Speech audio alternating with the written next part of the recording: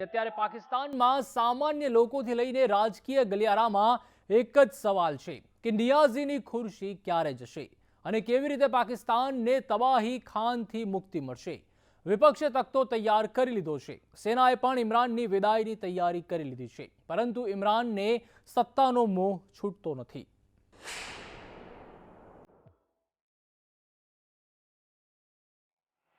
બાજવાનો શિકાર ઇમરાન લાચાર।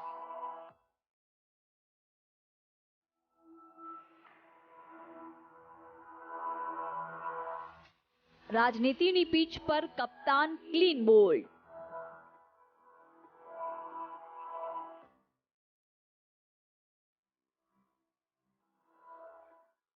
બાજવાનો બાઉન્સર વિપક્ષની ગુગલી।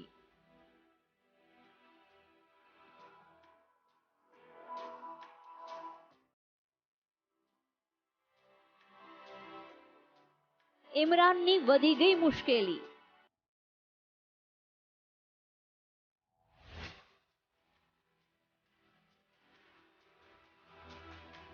પાકિસ્તાનનું ફરમાન, સત્તા ખાલી કરો ઇમરાન।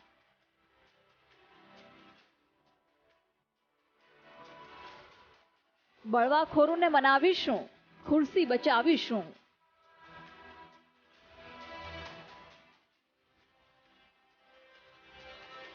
सत्ता जता नियाजी ने याद आव्यू जिहाद मुसलमान। मुसलमानों के दौर में गुलाम बादशाह बन गए।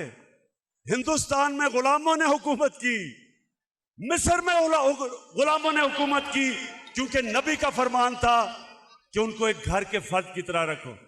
तो मेरे पाकिस्तानियों, मुझे बड़ा अफसोस होता है, जो मैं मदीना की रियासत जिस तरफ हम सफर पर निकले हुए हैं, मैं ये चाहता हूं कि हम घर के मुलाजमों को, उनको भी उसी तरह रखें।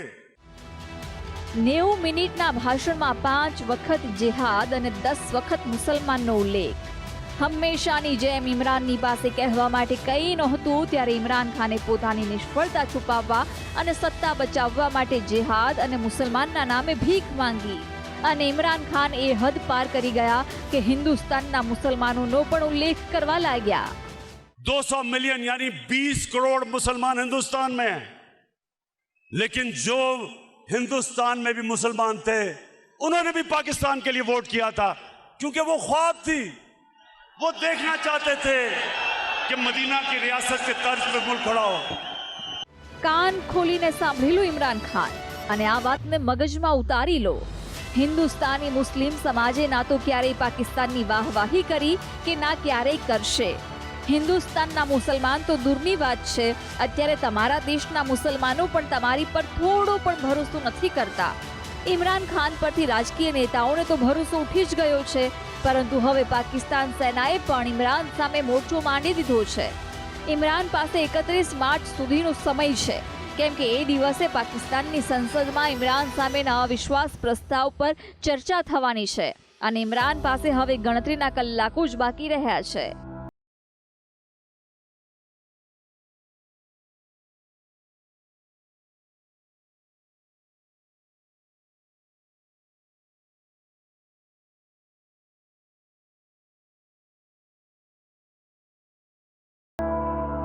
પાકિસ્તાનના વડાપ્રધાન ઇમરાન ખાને પોતાની ખુરશી બચાવવા માટે તમામ તાકાત લગાવી દીધી છે। એક તરફ ઇમરાન ખાન રેલીઓ યોજીને વિપક્ષ અને સેના પર સતત દબાણ બનાવી રહ્યા છે, તો બીજી તરફ તેમની ત્રીજી પત્ની બુશરા બીબી પર બ્લેક મેજિક કરવાનો આરોપ લગાવવામાં આવી રહ્યો છે। વિપક્ષના નેતા શાહબાઝ શરીફનો આરોપ છે કે ઇમરાન ખાનની ત્રીજી પત્ની બુશરા બીબી ઇમરાન ખાનના સંકટને ટાળવા માટે બ્લેક મેજિક કરી રહ્યા છે। ઘરમાં જીવતી મરઘીઓને સળગાવાઈ રહી છે। પાકિસ્તાનમાં એવી પણ ચર્ચા છે કે બુશરા પાસે 2 જીન છે, જેના દમ પર તે સરકાર બચાવી શકે છે। ઇમરાન ખાનની પાર્ટીમાં ગોડમધરનો દરજ્જો ધરાવતી બુશરા બીબી ઉર્ફે પિંકી પીર પર વિપક્ષોએ 3 અબજ રૂપિયાની લાંચ લેવાનો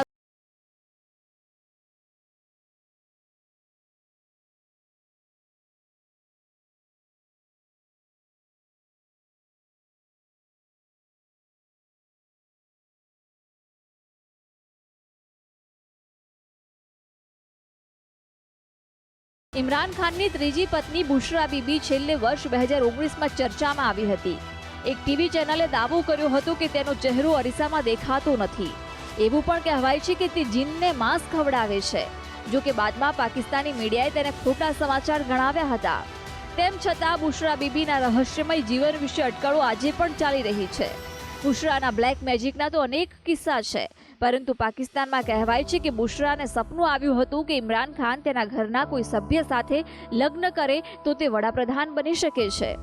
આ સ્વપ્ન પછી બુશરાએ તેની નાની બહેન સાથે ઇમરાનના લગ્ન કરાવવાનો પ્રયાસ કર્યો.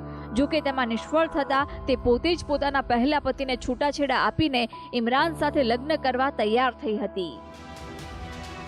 એક તરફ સત્તા બચાવવા ઇમરાન ખાન સહિત તેની સાથે રહેલા નેતાઓ હવાતિયા મારી રહ્યા છે અને પહેલેથી જ આર્થિક તંગીનો સામનો કરી રહેલા પાકિસ્તાનને હવે બરબાદ કરવાની જીદે ચડ્યા હોય તેવું લાગી રહ્યું છે. ભાષણમાં જેહાદી અને આક્રમકતા પાકિસ્તાનમાં રાજકીય હિંસા ન ભડકાવે તો નવાઈ નહીં, કેમ કે પાકિસ્તાનના પીએમ ઇમરાન ખાન સામે રજૂ થયેલા અવિશ્વાસ પ્રસ્તાવને લઈને જે રીતે સત્તા પક્ષ અને વિપક્ષ વચ્ચે જુબાની જંગ જામ્યો છે, તેના પરથી તો એવું જ લાગી રહ્યું છે કે પાકિસ્તાનમાં ગમે ત્યારે બરબાદીની ચિંગારી સળગી ઉઠે તો નવાઈ નહીં.